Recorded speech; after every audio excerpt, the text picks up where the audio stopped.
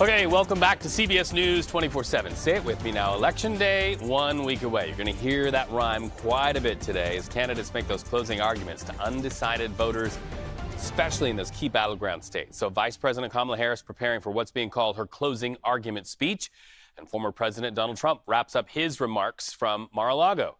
We have those comments from Mr. Trump in just a moment. But first, CBS News Chief White House Correspondent Nancy Cordes joining us now on the stream. You've got an eye to that planned speech in what is really a hot-button area, a hot-button location in our nation's capital. What is the significance there? That's right, Reed. I'll be on the National Mall for hours tonight, and it really is an interesting choice. You know, D.C. obviously is not a battleground state, nor are Virginia and Maryland, the two neighboring states. But she is doing this event here, her campaign says, for a couple of reasons. First of all, she wants to draw a contrast with Donald Trump. She wants to remind voters that the last time Donald Trump was speaking in that very location, he was whipping up his supporters and telling them to fight, and fight they did. Down on the other end of Pennsylvania Avenue at the U.S. Capitol, which was the start of the insurrection. But beyond that, they say that her message is going to be actually an optimistic one, sort of a closing argument where she's going to make the case that while Donald Trump continues to nurse grievances, while he continues to focus on himself, that she is focused on the American people. And what better place to do that than with the White House as a backdrop. It's also meant, I think, Reed, to convey a sense of comfort and familiarity for voters who want to be able to envision the person that they're electing right there with the White House as a backdrop. She obviously would be the first woman if she's elected president. She'd be certainly the first woman of color as well. And so it's all about the majesty of the environment that she is going to be in, trying to convey to the American people, hey, look, I'm right at home here. All right, so we are also seeing some of the fallout from comments about Puerto Ricans during Donald Trump's rally there in New York over the weekend at Madison Square Garden. Kamala Harris reporting a bump in voters who have a heart for Puerto Rico. Do you think that this bump could translate to other Latinos in the United States? Because that is a very powerful voting bloc. It is indeed. And the campaign has made no secret of the fact that they are hoping that some of those voters will come her way if they weren't headed her way already, particularly in battleground states like Pennsylvania, which has a large Puerto Rican community. She was just on a radio program this morning with the Breakfast Club, sort of touting her longtime support for the Puerto Rican community, talking not so much about Donald Trump and what was said at his rally, but more about her message to Puerto Ricans. The fact that she was pushing for more funding for the island after Hurricane Maria, and of course touting some of the big names in entertainment who are showing their support for her, including Bad Bunny, and J-Lo. Bad Bunny with a big fan base there. Okay, Nancy, I'm not letting this go. I keep bugging you about this every time we talk. Are you and your campaign reporter peers going to get that power nap I keep prescribing to you?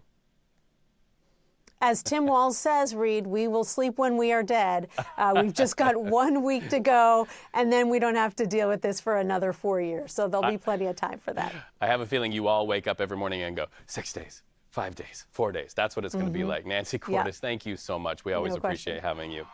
So let's talk about running mates, running out the clock. And she just talked about him, Governor Tim Walz in Georgia.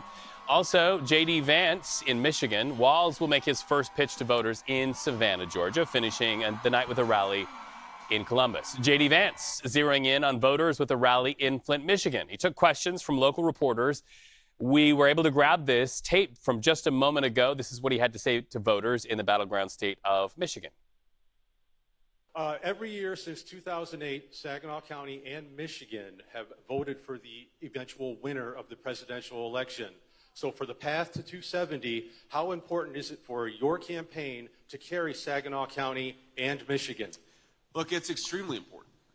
Michigan is one of, if not the very most important battleground state. And to your point, Saginaw County is a very important part of the state of Michigan. But I think the folks here in Saginaw County, our argument is very simple and very direct. Do you want to go back to the peace and prosperity of Donald J. Trump, or do you want to double down on the failed policies of the last 4 years? Because when you don't have to agree with everything that I say, you don't have to agree with everything that Donald Trump says.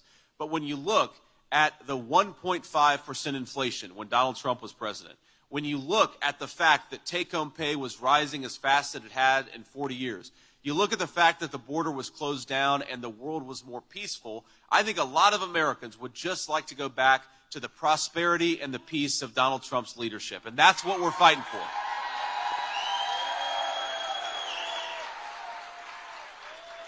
So I feel very good about Saginaw County. I feel very good about the state of Michigan. Of course, the voters will make the ultimate decision, but I think the voters of this great state are going to vote for change. They're going to vote for peace. They're going to vote for prosperity. They're going to vote for Donald J. Trump. Thank you.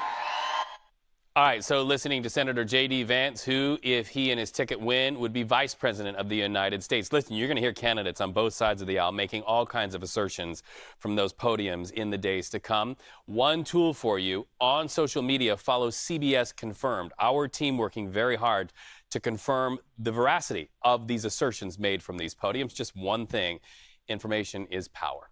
Meantime, Donald Trump dealing with the fallout from racist comments about Puerto Rico over the weekend at his rally at Madison Square Garden.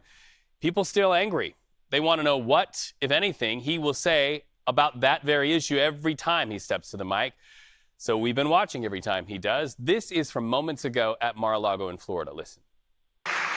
I'm announcing that for the first time under my administration, we will be seizing the assets of the criminal gangs and drug cartels. And we will use those assets to create a compensation fund to provide restitution for the victims of migrant crime, and the government will help in the restoration. The government will help in the restitution, but something has to be done, and we're gonna get it done. So let's talk to CBS News political director Fin Gómez, breaking down these remarks and more. You got to hear the totality of what he had to say. Is this just quintessential Donald Trump? He has the potentiality of inflaming that Latino voter base all over the United States after what happened, the comments about Puerto Rico, and yet you see him there doubling down. No, that's absolutely right, Reed. I think that what you saw there at the Mar-a-Lago press conference, there was this expectation that he was going to address the uproar, the firestorm, if you will, that was caused in Madison Square Garden at that rally on Sunday. I attended that rally, and it was, you did hear this racist rhetoric, this inflammatory rhetoric that has continued to have legs. It's now been a couple days since that rally, and this is what we continue to talk about, and we're seeing on the campaign trail. He did not directly address it. He did call it a love fest, Reed, and he also conversely, Reed, attacked Kamala Harris and called her campaign a campaign of hate. He also referenced the fact that he's in a span of 3 months there was 2 assassination attempts, and it's essentially implying that it was caused by the rhetoric coming from the Harris campaign. We do expect the former president to address this at Allentown in Pennsylvania in that crucial corridor at an event later today. So let's talk about Allentown, Pennsylvania. What are we expecting to see there above and beyond the current headlines? Do we think Donald Trump is going to try to capture other headlines and maybe divert attention away from what was said at Madison Square Garden? That is, I've covered Donald Trump for over 10 years. I think that's sort of his SOP, is to sort of distract and deflect and to sort of refocus on his opponent. And I think that is what we do expect to happen in Allentown.